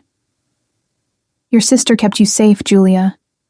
Everything she did, every secret she kept, every risk she took, was to ensure you could live a normal life. Don't punish her for that. Julia turns her anger on him. And you're the reason she was in danger in the first place. You brought this into her life. I did, Jacopo agrees calmly. And I'll spend the rest of my life ensuring she never regrets it. But your sister chose this path, Julia. She's brilliant and capable and strong enough to thrive in my world. Don't underestimate her. Something in his defense of me softens Julia's expression. She looks between us, and I see the moment she understands there's more to our relationship than employer and employee. Oh my God, you're together. You and the mob boss are actually together. Heat rises to my cheeks. It's complicated. It's really not, Jacopo says, his hand finding mine. I love your sister, She loves me. The rest is just logistics. Julia sinks into a chair, processing. Finally, she looks up at me. Are you happy? Really happy? Not just pretending to be okay with a dangerous situation? I think about the past few days. The terror and the triumph. The way Jacopo looked at me after we'd taken down Ferrante. The feeling of being his equal rather than his shadow. Yes, I say honestly. Happier than I've been in years. She nods slowly. Then I'll try to accept this. But Jasmine! Her voice cracks. Please don't die on me. You're all I have left. I pull her into another hug. I'm not going anywhere. I promise. We stay at the Lake Como house for the rest of the day, the three of us finding an uneasy peace. Julia asks questions about Jacopo's business, the legitimate parts, and he answers with surprising patience. I watch them interact and see the future taking shape. My sister and the man I love, learning to exist in each other's worlds. As the sun sets over the lake, Julia excuses herself to call friends. Jacopo and I stand on the terrace, his arm around my waist, both of us looking out at the water. She'll forgive you eventually, he says quietly. I hope so. I lean into his warmth. I've spent 4 years keeping her separate from this life. It's strange to have her know everything. Strange, but honest. He turns me to face him. Speaking of honest, there's something I need to ask you. My heart rate picks up. What? He reaches into his pocket and pulls out a small velvet box. My breath stops completely. Before you panic, he says with a slight smile. This isn't what you think. Not yet, anyway. He opens the box to reveal not an engagement ring, but a key. Old-fashioned, brass, intricate. This is the key to my grandfather's house in Sicily. The place where he started everything, where the family truly began. I've never given it to anyone, but I want you to have it. I take the key with shaking hands. Jacopo, I don't understand. In my family, giving someone the key to the ancestral home means you're giving them access to your history, your legacy, your future. It's a promise that you belong, not just to me, but to everything I come from, and everything I'm building. His hands frame my face. I'm not ready to ask you to marry me yet. That's a conversation we should have when you've had time to fully understand what accepting it means. But I am ready to promise you that when I do ask, it'll be because I can't imagine my future without you in it. Tears blur my vision. This is the most romantic thing anyone's ever done for me. Just wait, he murmurs, pulling me closer. I'm just getting started. He kisses me as the sun sets over Lake Como, and I feel the key press between us. A promise of futures still unwritten, of legacies yet to be built, of a partnership that will reshape everything. The decision comes 3 weeks later, in Jacopo's office, with every member of his inner circle watching me with varying degrees of skepticism. I'm standing at the head of the conference table, Jacopo's seat, deliberately given to me for this meeting. He sits to my right, a position of support rather than command. Marco, Alessandro, Enzo, and 6 other men, whose loyalty Jacopo has cultivated over decades, fill the remaining chairs. These are the people who run his empire, who enforce his will, who've built their lives around serving the Moretti family. And I'm about to ask them to accept me as their equal. Gentlemen, I begin, my voice steady despite the nerves coiling in my stomach. You all know why we're here. Mr. Moretti has offered me the position of consigliere. Before I accept, I need to know if you can work with me in that capacity. Silence. Heavy and assessing. I can see them weighing their options, calculating the political cost of opposing Jacopo's choice versus accepting a woman barely half their age into a position of power. Marco speaks first. With respect, Miss Ferraro, the consigliere position requires decades of experience. You've been in this world for 4 years. 4 years learning from the best, I counter. 4 years observing every meeting, every negotiation, every strategic decision. I know Mr. Moretti's thinking better than anyone in this room except Mr. Moretti himself. Knowing his thinking isn't the same as being able to advise him, Alessandro adds. When decisions need to be made that affect hundreds of lives, can you handle that weight? It's a fair question. I meet his gaze steadily. 3 weeks ago, I planned and executed an operation that destroyed Salvatore Ferrante and exposed a traitor in our organization. I made decisions that put my own life at risk and leveraged that risk to protect all of us. Can I handle the weight? I already have. Enzo clears his throat. The Ferrante operation was impressive, but being consigliere means more than tactical planning. It means understanding the families, the alliances, the history. No disrespect intended, but you're an outsider. I am, I acknowledge. And that's precisely why I can be effective. I'm not bound by old grudges or traditional rivalries. I can see opportunities that those too close to the history might miss. I pause, then add, the same way I saw that Tommaso was the informant when no one else suspected him. 2 weeks ago, Jacopo had taken me to a meeting with the heads of 3 allied families. I'd sat quietly beside him, observing the dynamics, noting who deferred to whom, who interrupted whom, who made eye contact and who avoided it. Afterward, Jacopo had asked for my assessment. Donati is losing control of his territory, I'd said. The way he kept bringing up past victories instead of current operations. He's trying to remind everyone of former strength because his present strength is failing. Jacopo had looked at me with something like pride. How did you see that? Everyone else thinks Donati is still powerful. Everyone else wants to believe Donati is powerful because they remember him that way. But power is present tense. The moment you have to remind people you're dangerous, you've already lost half your threat. 3 days later, Donati's organization had collapsed under pressure from rivals. Jacopo had positioned himself to absorb the best parts of Donati's territory before anyone else could move. The other families had been caught off guard. You see what others miss, Jacopo had told me. That's worth more than decades of experience. Now, in this conference room, I'm betting that the same principle applies. That these men can see what I bring to the table, even if it makes them uncomfortable. I have a proposal, I say. A trial period.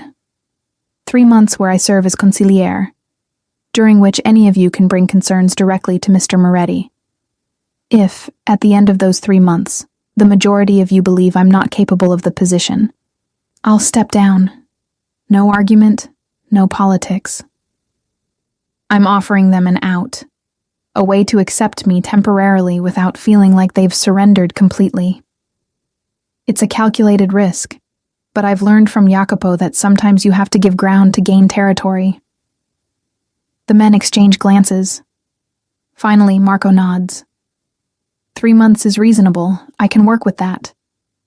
One by one, the others agree. Some reluctantly, some with genuine warmth. By the time the meeting ends, I've secured their conditional acceptance. Jacopo waits until everyone has left before pulling me into his arms. You brilliant, strategic woman. The trial period was genius. I learned from the best. I echo my earlier words, but this time they're just for him. Besides, 3 months gives me time to prove myself before they realize they can't get rid of me even if they want to. His laugh is low and warm. Confident. Realistic. I pull back to look at him. I know what I'm capable of, Jacopo, and I know that once they see it too, they'll wonder how they ever questioned me. That, he says, kissing me thoroughly, is exactly why you're perfect for this position. The next 3 months are a whirlwind of strategy sessions, negotiations, and late nights poring over files. I work alongside Jacopo, learning the nuances of his empire that I'd only glimpsed as his assistant. The real estate holdings that serve as fronts for money laundering, the import businesses that bring in legitimate goods alongside less legitimate ones, the network of officials and lawyers and businessmen, whose loyalty is purchased and maintained through careful pressure and generous rewards. It should disgust me, should make me question what I've become. But instead, I find myself fascinated by the complexity of it all. By the way, Jacopo has built something that functions like a legitimate corporation, while serving purposes that exist in the shadows. You're getting better at the moral compartmentalization, Jacopo observes one night as we review contracts in his study at the estate. Is that what we're calling it? I set down the file I'm reading.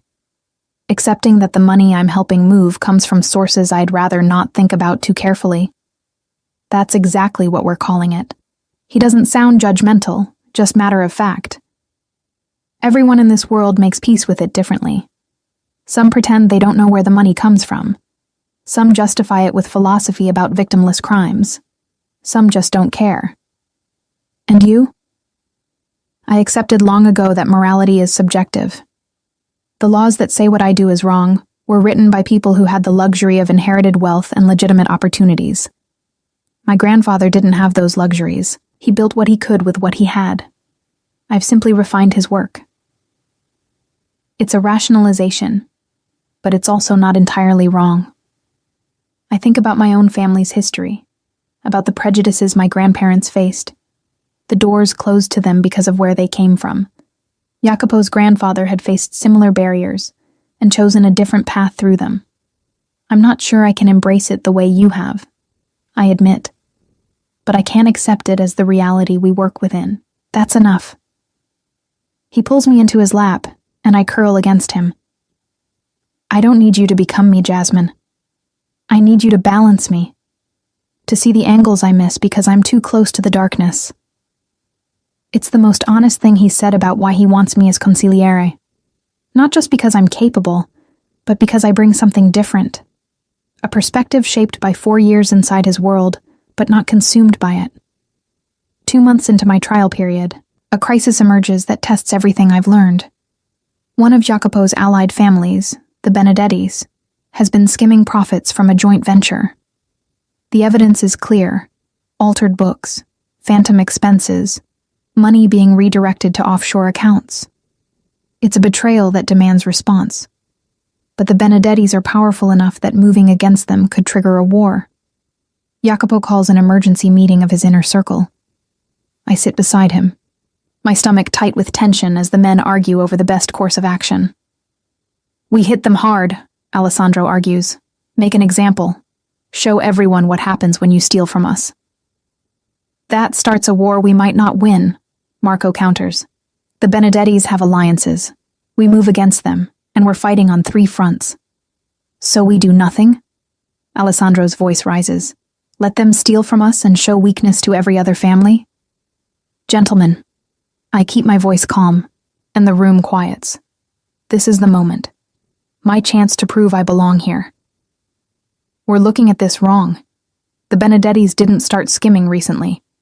Based on the financial records, this has been going on for at least 18 months. Why? Because they're greedy, Alessandro spits.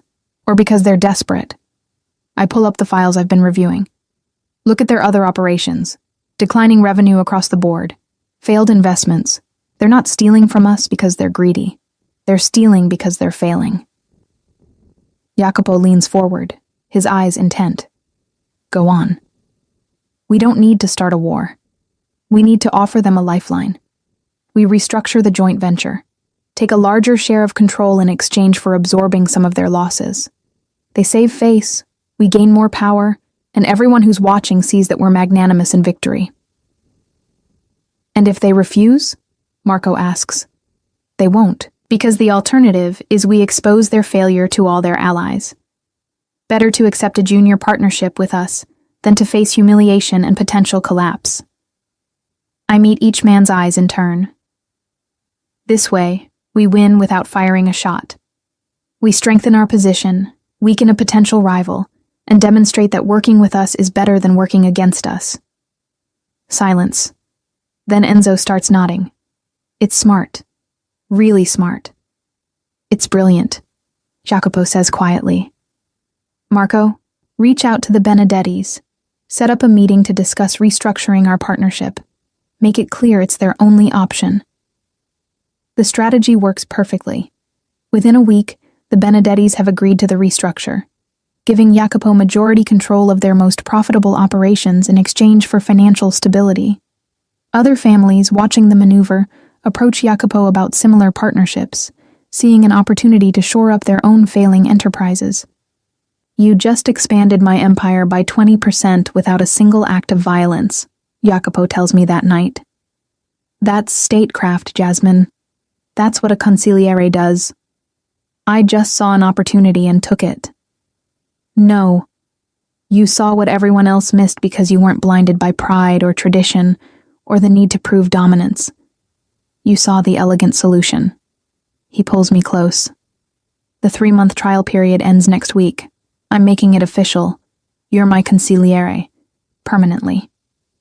Pride swells in my chest. "What about the others?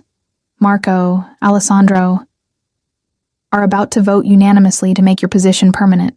I checked with each of them this afternoon. Even Alessandro admitted you've proven yourself." "I've done it. In 3 months, I've gone from being Jacopo's assistant to being his equal partner in running his empire." The girl who walked into his office 4 years ago looking for a temporary job could never have imagined this. But that night, as I'm reviewing files in Jacopo's study, my phone rings. Unknown number. My blood runs cold. "Hello? Jasmine Ferraro?" The voice is unfamiliar. Female. Professional. "This is Agent Victoria Russo with the Financial Crimes Division. We need to talk about your employer." My heart stops. "I don't know what you're talking about." "I think you do.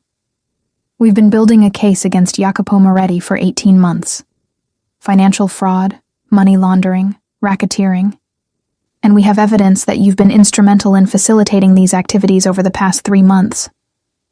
Evidence. They've been watching me, watching us, since I became consigliere. I have nothing to say to you.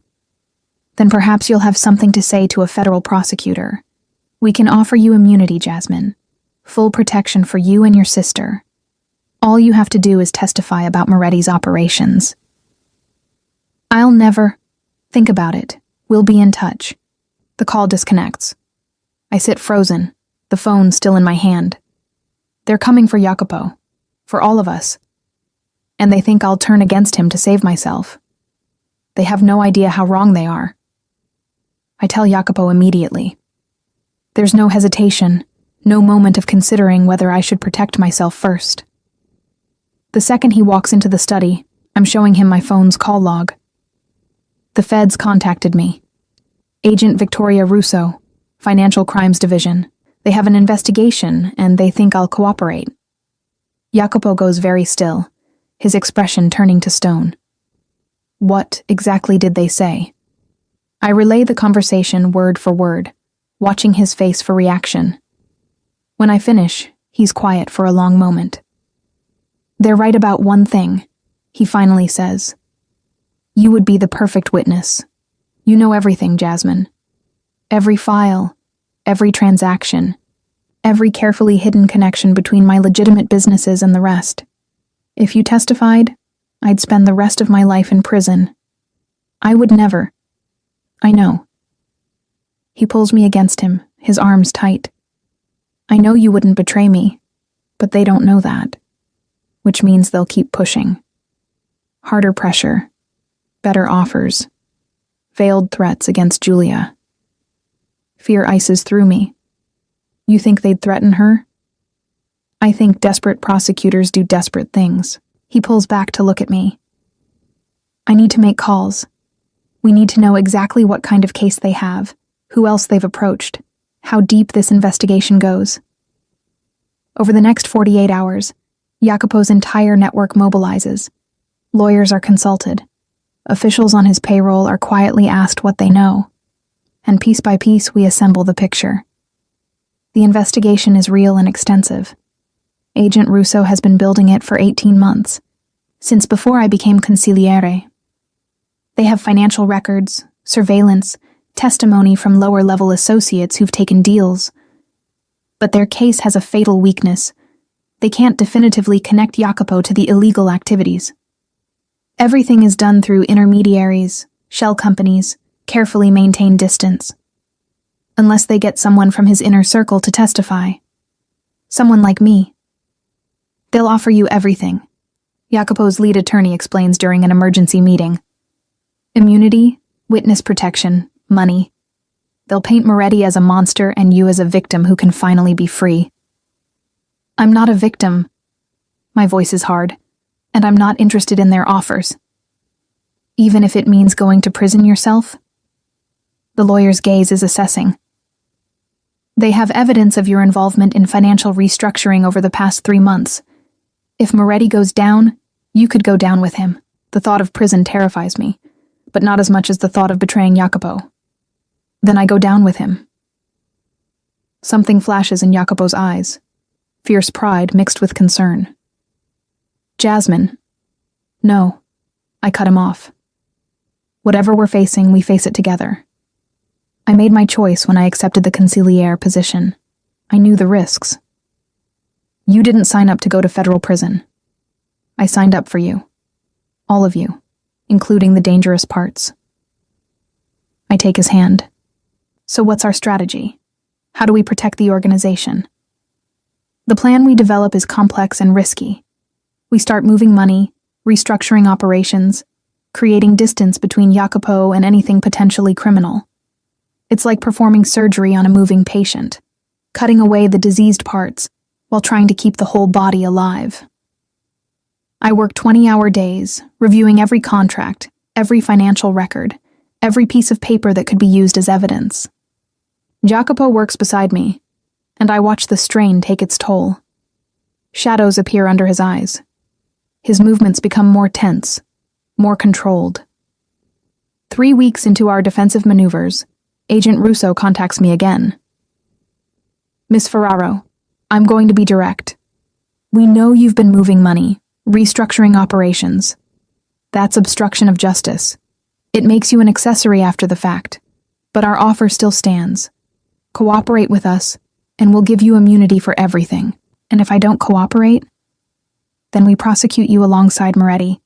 Is that really what you want? Prison time for a man who's using you just like he uses everyone else? The accusation stings, but I keep my voice level. You don't know anything about my relationship with Mr. Moretti. I know that powerful men like him don't actually care about anyone except themselves. I know that when it comes down to it, he'll save himself and let you take the fall. Don't let misplaced loyalty destroy your life, Jasmine. Thank you for your concern, Agent Russo. But I'm not interested in your offer. Don't contact me again. I hang up before she can respond. That night, as Jacopo and I review legal documents in his study, I can feel the weight of his worry. You should take their offer, he says quietly. I look up sharply. What? Immunity, protection, a fresh start. You could walk away from all of this, Jasmine. Be free. I don't want to be free of you. Even if staying means prison? His voice cracks slightly. I can't let you sacrifice your future for me. I set down the papers I'm holding and move to where he sits. Kneeling beside his chair, I take his face in my hands, forcing him to look at me. Listen to me very carefully, Jacopo Moretti. I love you. Not because you're powerful or because I'm trapped or because I don't know better. I love you because you're the only person who's ever seen me completely and valued what they saw. Because you challenged me and trusted me and made me stronger than I ever knew I could be. My thumbs stroke his cheekbones. I'm not leaving you. Not for immunity, not for safety, not for anything. We win this together, or we lose it together. Those are the only options. He kisses me then, desperate and claiming, and I taste fear on his lips. Fear for me, for what I'm risking, for what he might cost me. I don't deserve you, he breathes against my mouth. Probably not, but you have me anyway. The breakthrough comes from an unexpected source. Marco discovers that one of the associates who testified against Jacopo did so under coercion. The feds had threatened his family, manufactured evidence, crossed legal lines to force his cooperation. It's not much, but it's enough to question the integrity of their entire investigation. Jacopo's lawyers file motions, demanding to see the FBI's methods, questioning whether evidence was obtained legally. The investigation that seemed so solid starts to show cracks. And then we get the call that changes everything. Agent Russo has been removed from the case, Jacopo's attorney says, barely concealing his satisfaction. Internal Affairs found irregularities in how she conducted the investigation. The whole case is being reviewed. It's not over. The feds don't give up that easily, but it's a reprieve. Time to shore up our defenses, to make sure there's nothing they can definitively prove. 2 months later, the investigation is quietly dropped. Insufficient evidence, the official statement says. But we know the truth. Jacopo's network of lawyers and officials and carefully maintained leverage did what it was designed to do: protect him from exactly this kind of threat. The night we get the news, Jacopo takes me to the roof of his building. Milan spreads out before us, glittering and beautiful, the city that's become ours in ways I never imagined. We survived, I say, leaning against the railing. We did more than survive. We won. He stands behind me, his arms coming around my waist. Because you refused to break. Russo was counting on you being weak, on you choosing safety over loyalty. She had no idea who she was dealing with. I turn in his arms. I had no idea who I was dealing with either. 4 years ago, when I walked into your office for that interview, I was just looking for a job to pay my sister's tuition. And now I'm the consigliere to Milan's most powerful organization. Now I'm in love with a man who terrifies most people. Now I'm making decisions that affect hundreds of lives.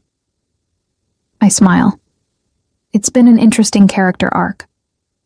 He laughs, the sound warm and genuine. Then his expression turns serious. I have something for you. He pulls out a velvet box. This time, I know what it is before he even opens it. The ring inside is stunning.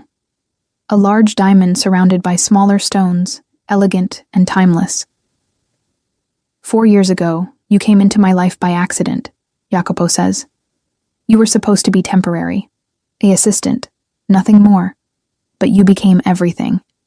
My partner, my equal, the person I trust more than anyone in this world. He takes my hand.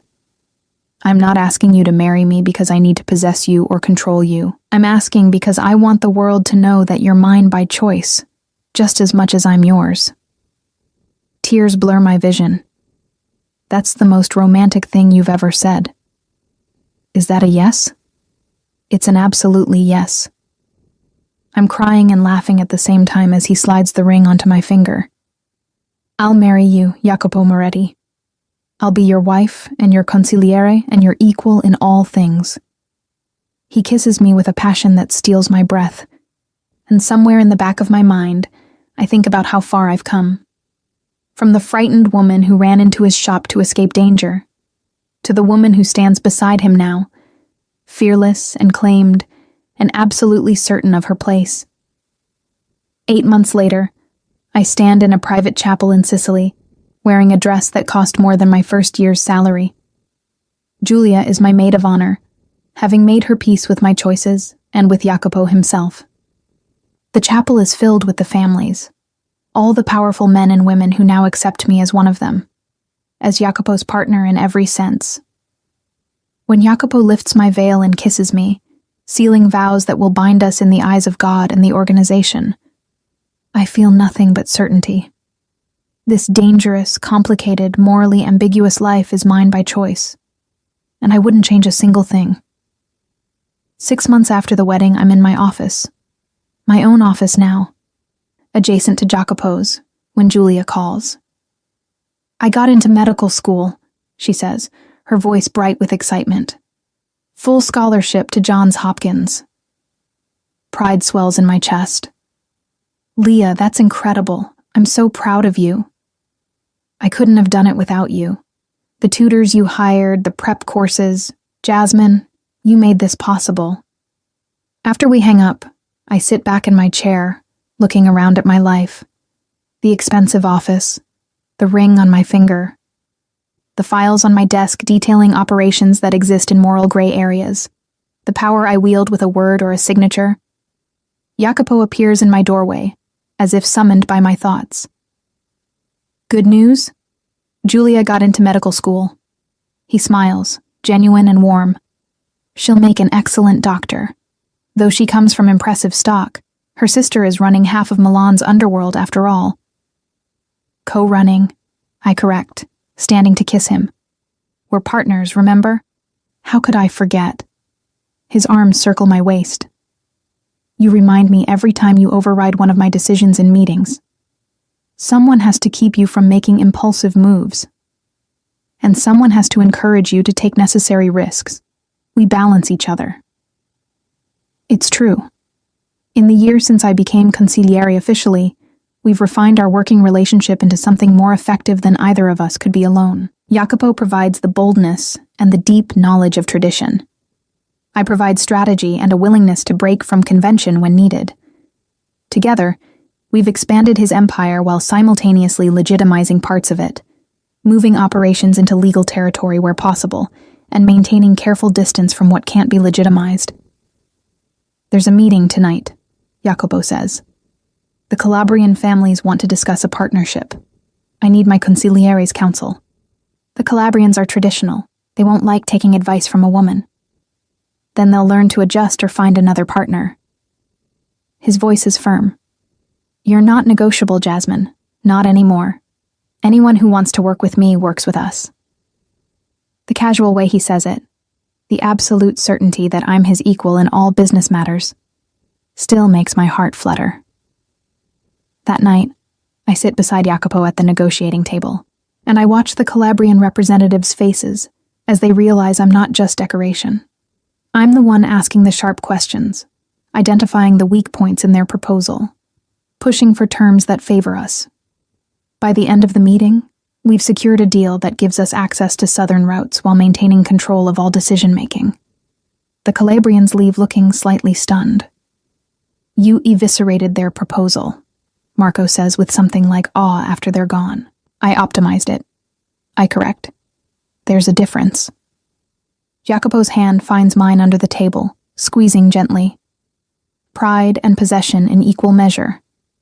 Later, at home, the estate that's become ours, filled with both our touches now, Jacopo and I stand on the terrace looking out over the grounds. Do you ever regret it? He asks quietly. The choices you made, the life you left behind. I think about the question seriously, considering the woman I was 4 years ago. The modest dreams, the simple life, the safety of obscurity. No, I say finally. That life was too small for who I was becoming. I just didn't know it until you showed me something bigger. I showed you darkness. You showed me power, choice, the ability to shape my own destiny instead of letting it shape me. I turn to face him. Yes, there's darkness in this life. Moral compromises I have to make peace with. Dangers that never fully disappear. But there's also purpose, partnership, and a love that's more real than anything I ever had before. Even knowing what I am, what we do. Especially knowing, because you've never lied to me about it. You've never pretended to be something you're not. I take his hands. I chose you with my eyes open, Jacopo. I chose the darkness along with the light. I chose all of it. His kiss is answer enough, fierce and possessive, and laced with the kind of devotion that powerful men rarely show. Mine, he breathes against my lips. Yours, I agree, just as you're mine. In the distance, Milan glitters like scattered diamonds, a city we rule together from the shadows. Somewhere out there, people are making deals in our name, moving money through channels we've created, living lives that intersect with our empire in ways they'll never fully understand. And here, on this terrace, I'm exactly where I belong. Not 2 steps behind a powerful man, but standing beside him as his equal. His consigliere. His wife. his partner in building something that will last long after we're gone. 4 years ago, I ran into Jacopo Moretti's shop looking for escape. I found something better. I found home.